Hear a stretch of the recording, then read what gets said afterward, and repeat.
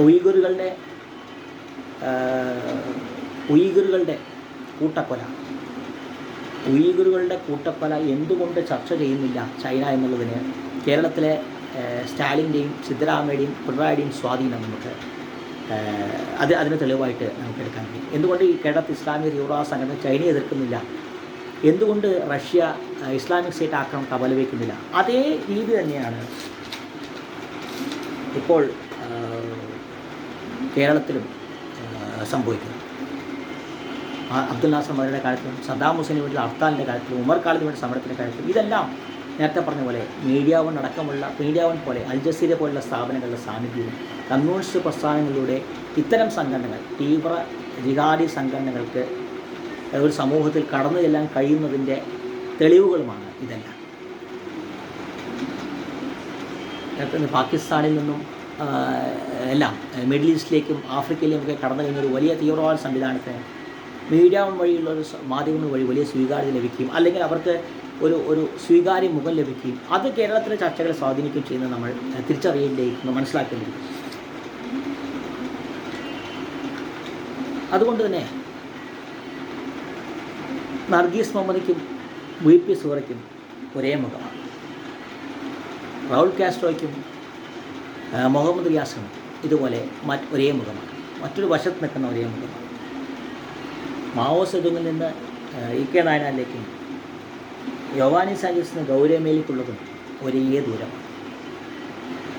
ഇത് ഒരു വൈരുദ്ധ്യമാണ്, ഒരു കമ്മ്യൂണിസ്റ്റ് പ്രസ്ഥാനങ്ങളുടെ ഒരു സാമ്യതയാണ് കാണിക്കുന്നത്. അധോലോകങ്ങളിലെ ഈറ്റില്ലമായി മാറിയ ലാറ്റിൻ അമേരിക്ക ആവാം, ബംഗാളിൽ നിന്നുള്ള ആഭ്യന്തര കുടിയേറ്റക്കാരായിരിക്കാം. അപ്പോൾ കമ്മ്യൂണിസ്റ്റ് പ്രസ്ഥാനം നിലനിൽക്കുന്ന ഇടങ്ങളിൽ ജനാധിപത്യത്തിനും സ്ത്രീ സുരക്ഷയ്ക്കും സ്ഥാനമില്ല എന്നത് നമ്മൾ മനസ്സിലാക്കേണ്ടിയിരിക്കുന്നു. അതോടൊപ്പം തന്നെ ജിഹാദി സംഘടനകൾക്ക് വലിയ സ്വാധീനം അവിടെ ഉണ്ടാവുകയും ചെയ്യുന്നു. അതോടൊപ്പം തന്നെ അതുവഴി ഒരു നിഷ്പക്ഷ മാധ്യമ സംവിധാനം അവിടെ നിലനിൽക്കില്ല എന്നുള്ളതും നമ്മൾ മനസ്സിലാക്കിയിരിക്കുന്നു.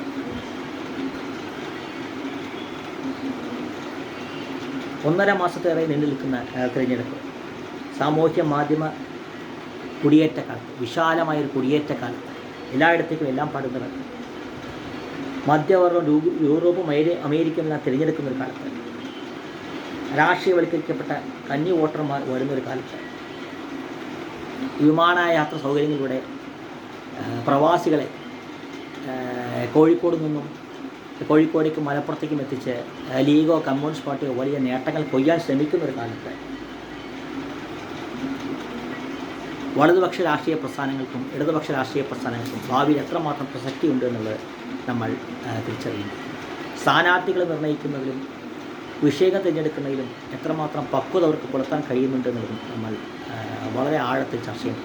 പലപ്പോഴും BJPക്കാർ വലിയൊരു പിഴവ് അവിടെ കേരളത്തിൽ സംഭവിച്ചിട്ടുണ്ട് എന്നുള്ളത് നമ്മൾ ഈ ഒരു നേരത്തെ പറഞ്ഞ കുടിയേറ്റവും കേരളത്തിലെ ആഭ്യന്തര കുടിയേറ്റവും കേരളത്തിൽ നിന്നുള്ള യൂറോപ്പിലേക്കും മലപ്പുറത്തേക്കുമുള്ള ഗൾഫിലേക്കുമുള്ള കുടിയേറ്റം കൂടി കണക്കിലാക്കുമ്പോൾ സ്ഥാനാർത്ഥികൾക്ക് ചെറിയൊരു പിഴവ് BJPക്ക് പറ്റിയിട്ടുണ്ടെന്ന് നമ്മൾ ഇവിടെ മനസ്സിലാക്കുന്നു.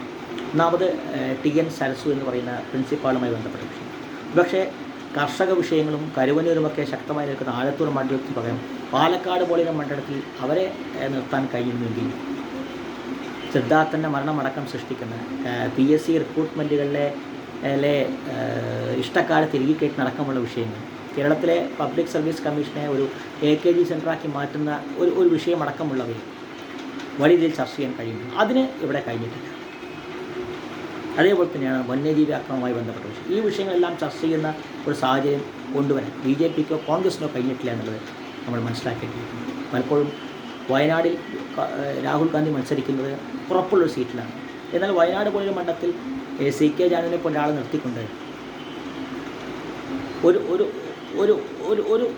ഒരു സമൂഹം ചർച്ച ചെയ്യേണ്ട പ്രധാനപ്പെട്ട വിഷയം, അത് ആദിവാസി സംവിധാനത്തിൻ്റെ ആവാം, വന്യജീവി ആക്രമണം, അത്തരം വിഷയങ്ങൾ ചർച്ച ചെയ്യാൻ തയ്യാറാവാതെയും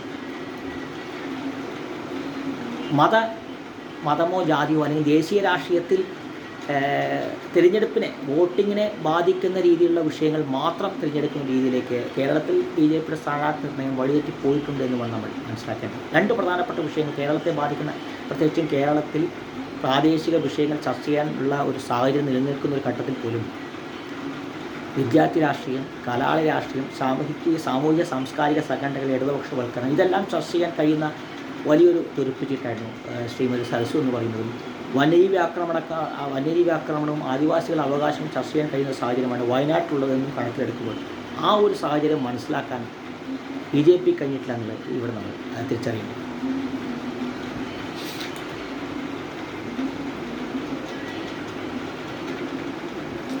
മുന്നേ BJPക്ക് ഇത് കേരളത്തിൽ ചൂടുറപ്പിക്കാനുള്ള പോരാട്ടമാണ്.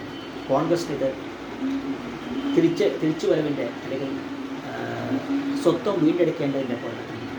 കമ്മ്യൂണിസ്റ്റ് പ്രസ്ഥാനത്തിന് ഇത് നിലനിൽപ്പില്ല. എന്തുതന്നെയായാലും ജനാധിപത്യം ആഘോഷമാണ്, തിരഞ്ഞെടുപ്പുകൾ ഉത്സവമാണ്. നിഷ്പക്ഷമായ ഒരു മാധ്യമ സംവിധാനം ഉയർന്നു വരാൻ നമുക്ക് പ്രാർത്ഥിക്കാനുള്ള ഒരവസരം.